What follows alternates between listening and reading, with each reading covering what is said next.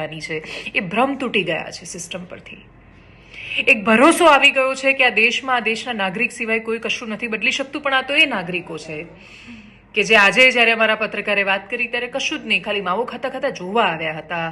Sorry રાજકોટના નાગરિકો, sorry, અમુક ઘેટાઓ, જનરલાઇઝ ન કરું તો પણ આ તમાશો જોવાની વસ્તુ નથી કે ના આ સરકારના બચાવમાં ઉતરી જવાની વાત છે. આ તો પ્રશ્ન કરવાનો સમય છે.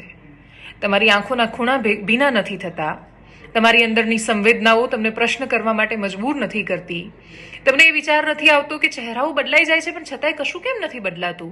તો તમને ખબર બધું બદલાયું, મુખ્યમંત્રી આવીને ગયા, અધિકારીઓ આવીને ગયા, નેતાઓ આવીને ગયા, શું નથી બદલાયું ખબર છે?